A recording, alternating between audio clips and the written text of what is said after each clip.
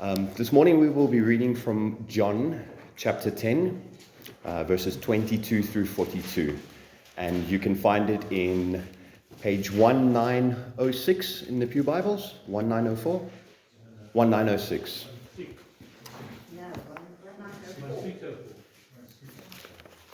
1604. So.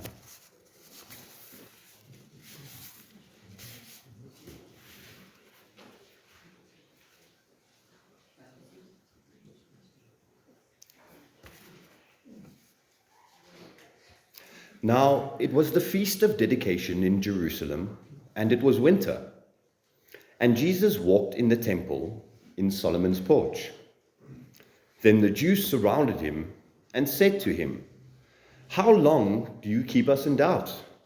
If you are the Christ, tell us plainly."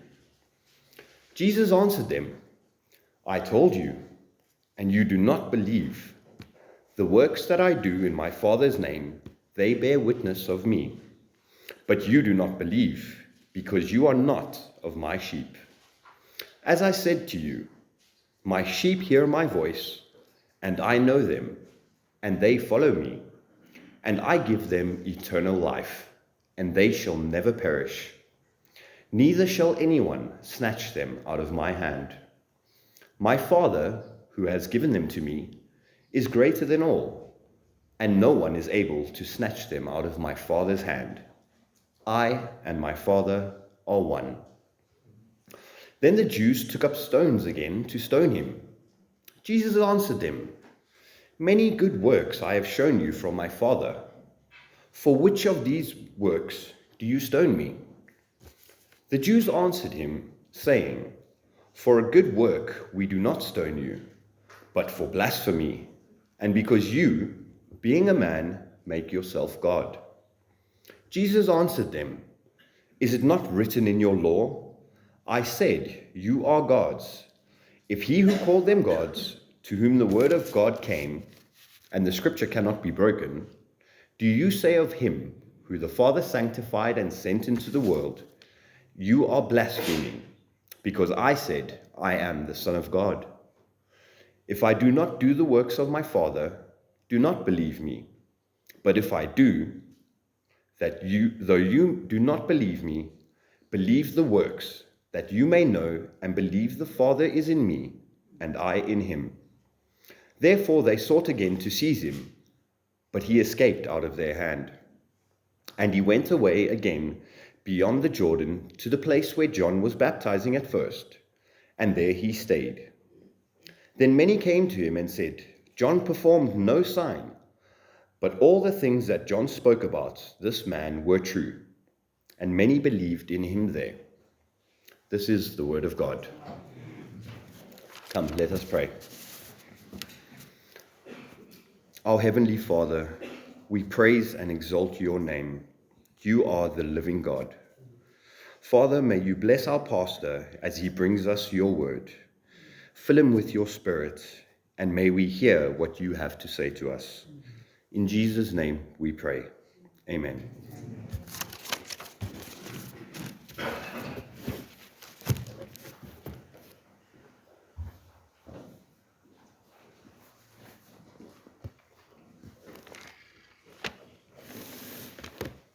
Now, the Feast of Dedication that we just read about is a very interesting feast.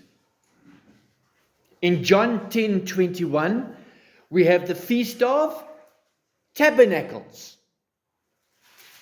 And in verse 22, the Feast of Dedication. What is this?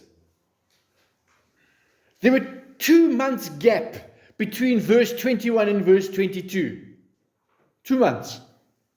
And the Bible is silent where the Lord was and what he was doing during those 2 months. Jesus was well versed with his people's history when it comes to the Feast of Dedication.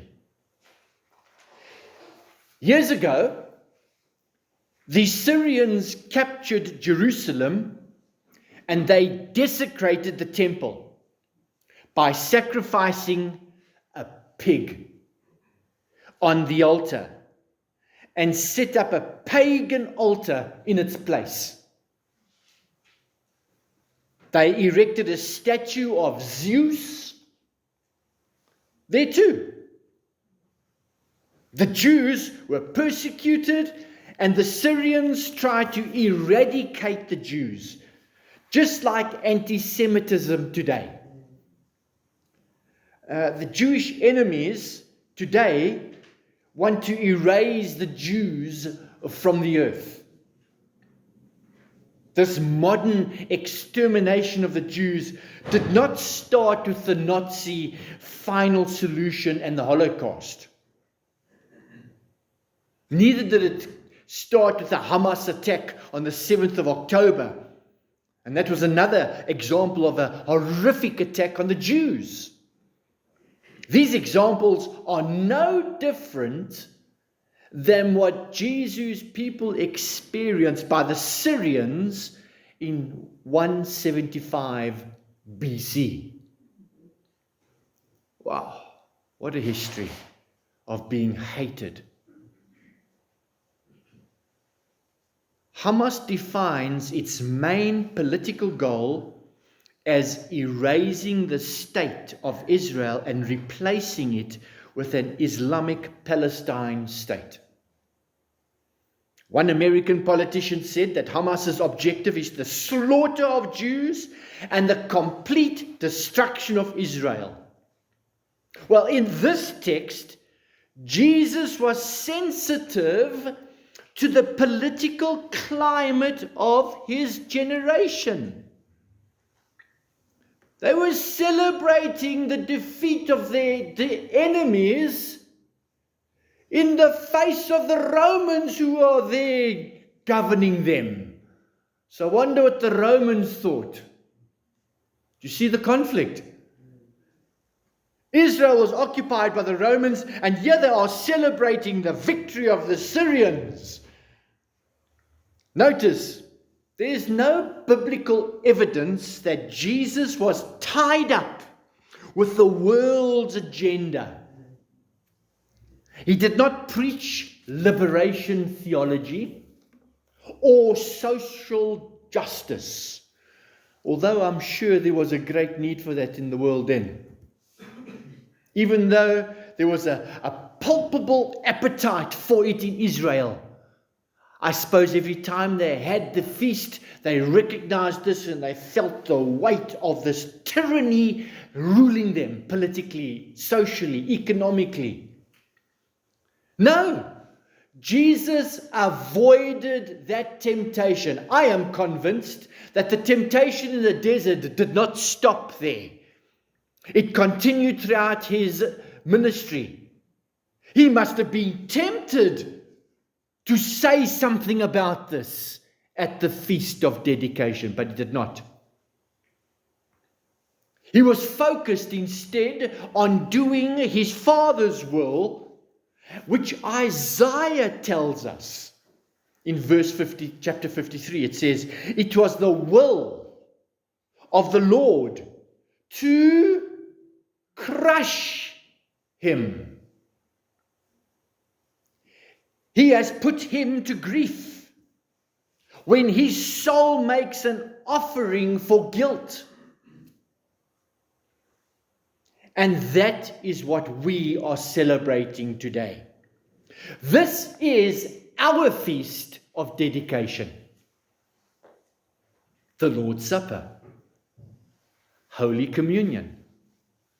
Today, this feast of dedication is known as Hanukkah, the Feast of Lights. And you will see candles and lamps in Jewish homes, and the Feasts of Lights marks the reclaiming and the cleansing of the Holy Temple in Jerusalem when the Assyrians were defeated. And this 8-day Jewish celebration celebrates the freedom won by the Maccabees. The Maccabees were the Jewish army that defeated the Syrian Greeks at that time. Now, this is actually very important for us. because it's almost like a forerunner, a picture of what is happening today, right here in this room. So they would take the menorah and light one new candle each night on a special 9-branched candle stand. And this is a very interesting context. In Matthew 5, during the Sermon on the Mount, Jesus says to his disciples, "You are the light of the world." Yes, he was the light of the world. He's saying to them, you are the light of the world. As I expound that, let's examine our hearts this morning. What will the lasting message of your life be? What light are you shining? I ask this because it displays the devotion of your heart. It displays the condition of the temple of the Holy Spirit. Think about it. What's in our heart will show itself in the activities of our lives. Our lifestyle will reveal what's in our hearts. As a Christian devoted to Christ and to honor Him, we shine because we desire with all our heart to glorify God. By being a light, you're giving glory to God. That is the key. Your life glorifies God. By acting in a way not to get attention for yourself, but to point people toward Christ. True believers have died to themselves. Because Scripture teaches us for Christ to live means I die. And that goes completely in the face of pop psychology today. We preach, I pick up my cross and I deny myself. It is absolutely contradictory to what pop psychology would say. Today, pop psychology wants you to be all you can be. You are more than enough. No, I'm not. I am dead. It is Christ who lives in me, the light of the world. If you are truly devoted to Christ, hear me this morning. If you are truly devoted to Christ, your daily life will display that light living in you. You will display the fruit of the Holy Spirit. You will shine His character through your life. You will live joy. You will live love. You will live peace, patience, goodness, kindness, faithfulness, gentleness. Your life will live self-control.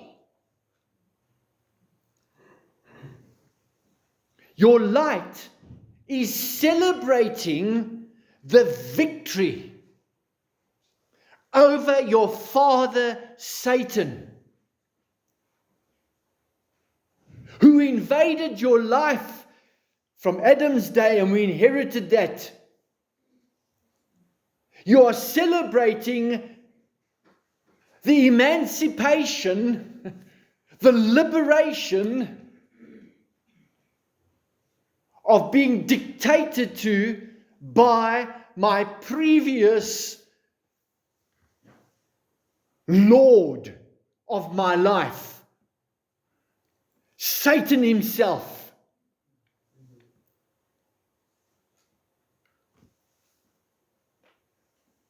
We are in Christ. He has set us free from that domination. We now celebrate a feast of dedication. The temple has been cleansed. Has it? Are you? This temple is now inhabited by the Holy Spirit. Not my flesh, not my sin. The Lord controls me. When we celebrate this day of dedication, we are saying, Christ has found me. He came to me. He set me free from the penalty of the wages of sin. The chains and shackles of my enslavement to that previous dispensation, Satan and his cohorts, I am free. He bore my punishment on my behalf, and this pleased his Father. He has cleansed the temple where he now lives. We celebrate the victory in a small way compared to the celebration in heaven with all the elect. We shine a light of victory because we're encouraged by Romans 8:35. Romans 8:35. We sang about that this morning. Who shall separate us from the love of Christ? Shall tribulation or distress or persecution, or famine, or nakedness, or peril, or sword? When we bring glory to God, we celebrate victory over our enemy, of our soul, who tries to dominate us, control us. Enemies like our fears. Perhaps you have been set free, but you're still shaking hands with the enemy. Enemies like our fears, our anxieties, our anger, our depression, loneliness, pride, unforgiveness, and the pain brought onto us by others. These enemies want to destroy us and cause us to take our confidence away from Christ. They want to steal it. They do not want us to believe, to trust in Him, to cleave to Him, to lean on Him with our whole personality. No. He does not want us to celebrate our feast of dedication.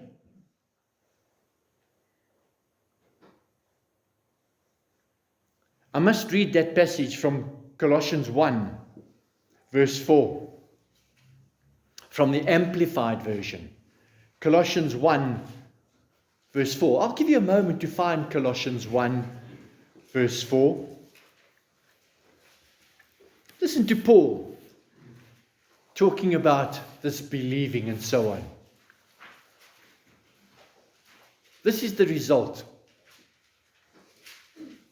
He says, "For we have heard of your faith in Christ Jesus." Notice now how he defines the faith in Christ. I learned of your faith. I must have faith. I must have faith. But no, that's faith in faith. That's not what I'm talking about. I'm talking about having faith in Christ. Now he defines that. Some people think that Christianity is having faith in faith. No, that is incorrect. We have faith in a person, in a living person. Yeah, he says, for now, he defines it, that faith in Christ, it is the leaning of your entire human personality on him, in absolute trust and confidence in his power, wisdom and goodness, and of the love which you have and show for all the saints, God's consecrated ones. Because of the hope of experiencing, have you experienced this liberation, this transformation from that oppression to this liberty in Christ? Have you personally experienced that? Because of this hope of experiencing what is, it's laid up, it's reserved, and it's waiting for you in heaven. Of this hope you heard in the past is the message of the truth of the gospel, which has come to you. Indeed, the whole world, that gospel is bearing fruit and still is growing by its own inherent power.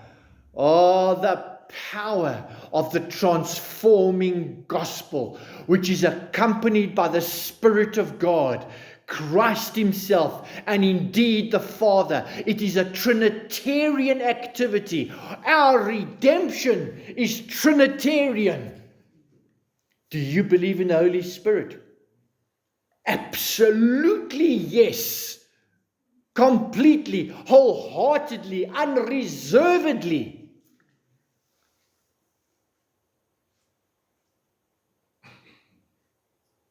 Even as it has done among yourselves, ever since the day you first heard and came to know and understand the grace of God in truth. Can you recount that day when the grace of God in truth came to you?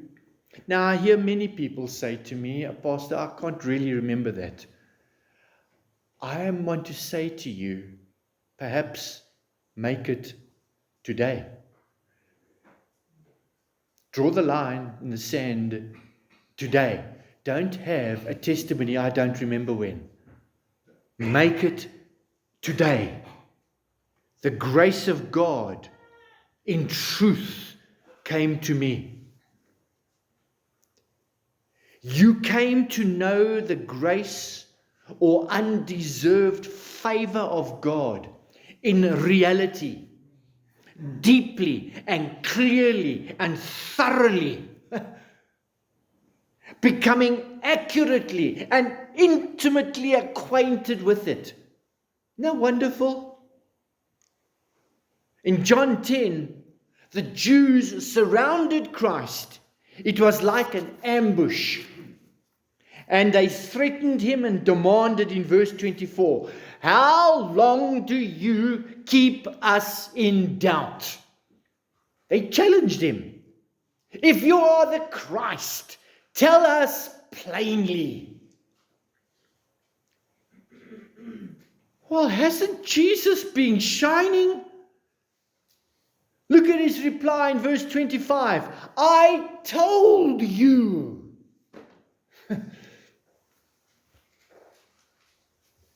Go clean your room,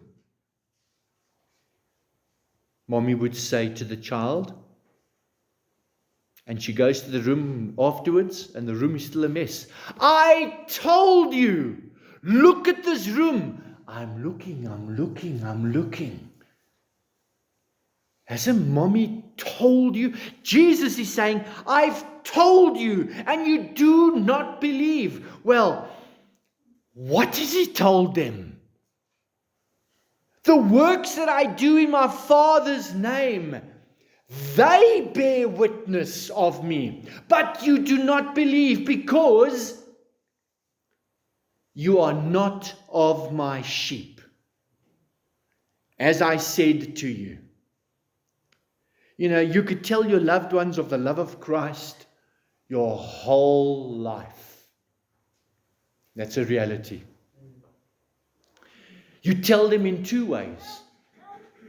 By the life you live, shining the character of God and the exemplary life in Christ that you live. Wonderful.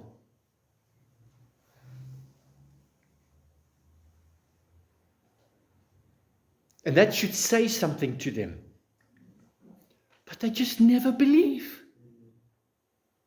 You're a wonderful mother. Oh, you're a wonderful father. Oh, you're a wonderful opa and grandma. Oh, wonderful. We love you. You're fantastic.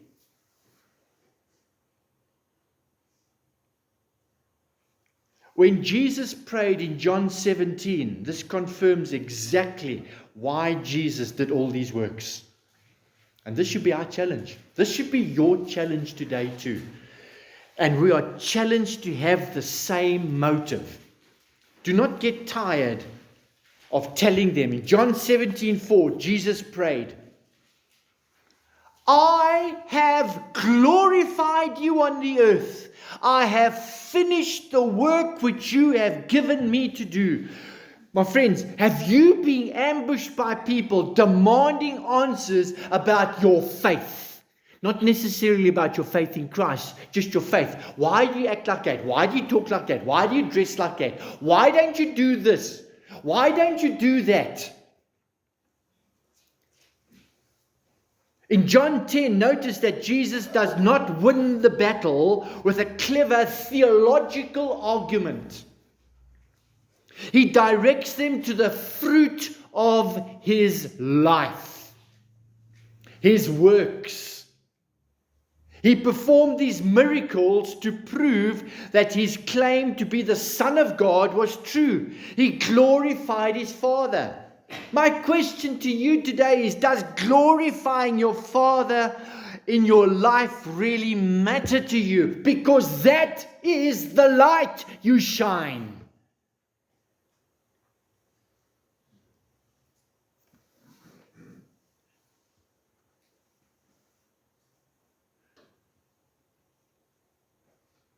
Maybe some of our lights are very dim. Some of our lights are very bright. Praise the Lord for that. And I still praise the Lord for a dim light. At least there's a light. My goal as pastor is to present you before God complete. So this light that is shining so dimly, by God's grace, in relationship with you, in accountability with you, this light will learn how to glow and burn brightly. But you need to desire that. Again, he reminded the Jews that he performed his miracles by the authority of his Father, for his Father's glory. We serve the Lord for his glory. We pour our lives out for the benefit of others, for his glory. We give of ourselves and our time for his glory. In doing all these miracles, Jesus showed that he was indeed the one whom the Father has sent into the world. He is the light of the world.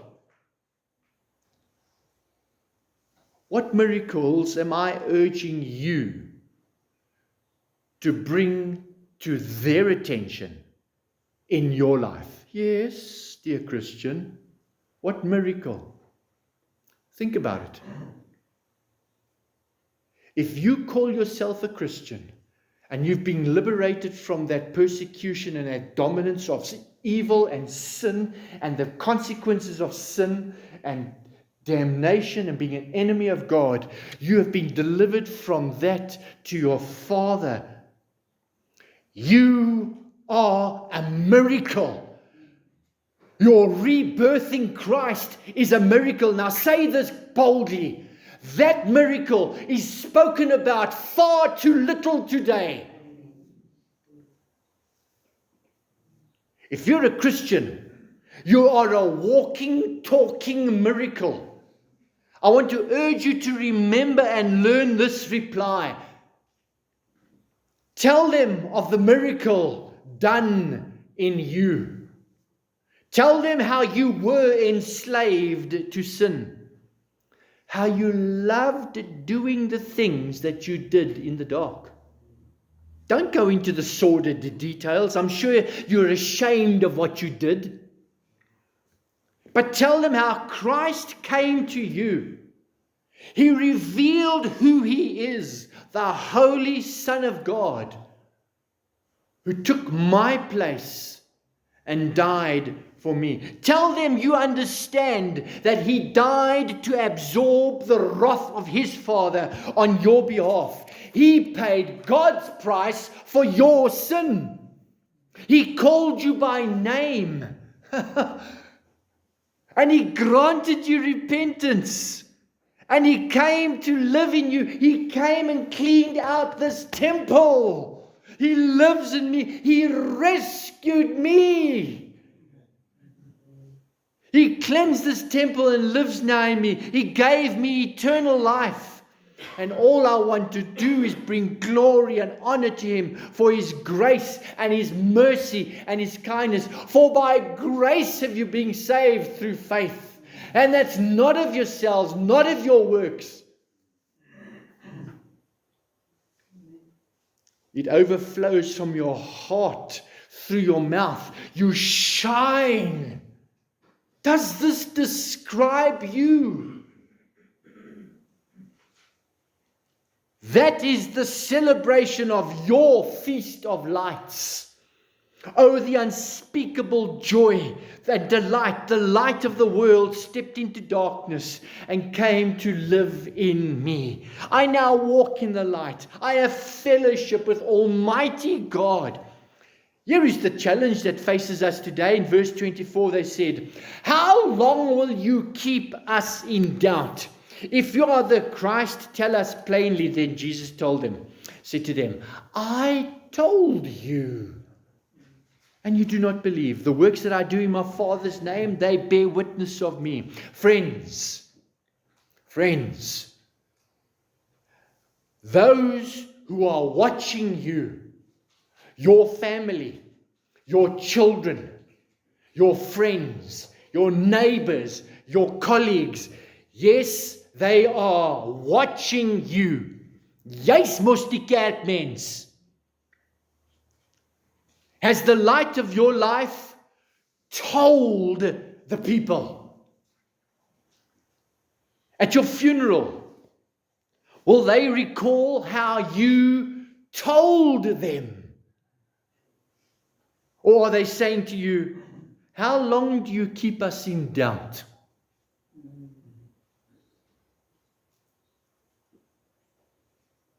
Hear me today. If there's any doubt that you are in Christ and Christ is in you, if there's any doubt about that, there is no doubt. You are not a Christian. You have not been rescued. If there's any doubt because of your life that you are in Christ, there is no doubt that you are not. A doubtful light, a doubtful testimony is an empty light, an empty candle that is just doused. Daar's geen vlam nie, geen lewe nie. And it's our lifestyle, it's our conversation that tells them plainly. It's our devotion to spiritual disciplines. our devotions to spiritual disciplines? Surely coming to church is a devotion of spiritual discipline enough? No, it's not. It's our devotion to worship. You may have a wonderful singing voice, but you've never used it.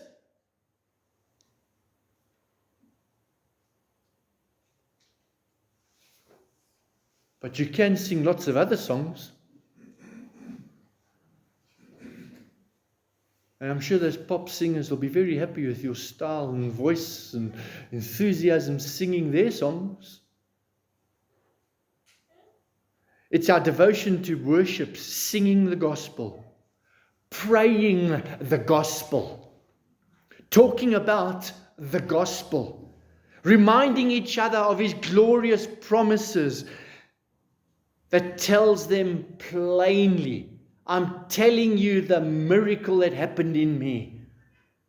It is your open Bible in the church and the pen in your hand making notes for later study that tells them. When your family finds your Bible when you are dead and they read your notes on the pages, it confirms the life you led. Or else do they go to your bedside stamp and dust the dust off? Yes, his Bible. And it's empty. But I told you. Friends, this is an indictment to us. It's the sound of your prayers in your room. When you come to the Lord in your daily devotion and your wife hears you praying, when your husband sees you reading your Bible and your children hear you talking to your Heavenly Father, that is telling them. It's the sound of your singing. Those things bear witness that you are in Christ. There is no doubt. When they experience you bearing the fruit of the Holy Spirit, you are telling them plainly. For example, when you display love, when you display joy and peace and gentleness and self-control at your funeral, will the eulogy be, I told you? What would you have told them? It's okay to be slow about spiritual worship. It's okay to be slow in glorifying God. Is that what you're saying? It's okay to live a half-hearted devotion to Christ. Happy-go-lucky. And my growth in Christ is just accidental. Friends, that's not good enough. What will your legacy be? In verse 25, Jesus says, I told you and you do not believe. The works that I do in my Father's name, they bear witness of me. Then in verse 32, many good works I have shown you from my Father. Are you showing many good works today? Not good works you did years ago. Good works you do today. Jesus challenged the crowd. If I do not do the works of my Father, do not believe me. You may spend your whole life glorifying God for the miracle of your rebirth in Christ, and you'll not see anyone come to Christ as you did. It's a reality. Is that a waste of a life? Is that a waste of prayers? I just don't believe. Jesus presented the same rationale in verse 38. He told them that he has been doing good works to glorify God and direct their affections to God. But in verse 38 he says, believe the works that you may know and believe the Father is in me and I in him. What a wonderful testimony and legacy to leave when you die. Believe the works. I'm telling you, it points to the miracle of this temples being cleaned out. Believe that. What will the lasting message of your life be? With all my heart, I pray that verse 41 Then many came to him and said, John performed no sign, but all the things that John spoke about this man were true. And many believed in him there. Isn't that wonderful? This is the driving passion of godly men in the ministry. They serve not to get popularity or fame or riches. They pour out their lives to direct those entrusted in their care to glorify God. So when they are called home, many will believe. My friends, there will come a day when my coffin is right here. There will come that day. I pray that you'll remember my words. I told you. Will you believe? Will you now do it? What will your life's legacy be? What will the lasting message of your life be? Will it be a legacy of amazement of the glorious work of Christ in you? Well, 1 Corinthians 10:31 says, So then, whether you eat or drink or whatever you may do, ons moet nou mooi kyk en mooi luister. Whatever I do, what are you doing? Will you do that in front of Christ? Will you have that loopy in front of Christ? Will you say that joke in front of Christ? Will you dress like that and speak like that in front of Christ? Will you talk to your wife like that in Christ? With Christ present listening? Will you have those attitudes about other people in front of Christ? Whatever you may do, do all to the honor and glory of God. And here's the wonderful promise, that many may believe, trust in, lean on, and have confidence in Him. Amen. Well, today we celebrate the liberation of our souls. Christ won the victory and we rejoice. As you take the bread and the cup, remember His blood shed on your behalf. It should have been you. Remember His body torn, broken. Not just the nails in His hands and the crown of thorns and the spear and so on, but His back whipped, beard poured out, His body given for you. He must have been unrecognizable.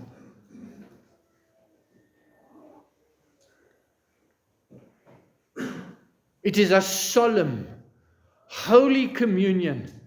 And it is also a joyous feast. Our feast of dedication. Our feast of lights. As we gather at your table, Lord, we recall the warning given to us in Scriptures. And we examine ourselves and repent of our offense to you in grieving the Holy Spirit. We also give thanks to our Heavenly Father for this redemption through His Son, Jesus Christ. We remember Christ's death for us, and we receive the pledge of His love. That as oft as we do this, we remember you, and you will drink of this vine and eat of the fruit of this vine one day with us in heaven. So we resolve to serve you in holiness and righteousness all the days of our life for your sake. Amen.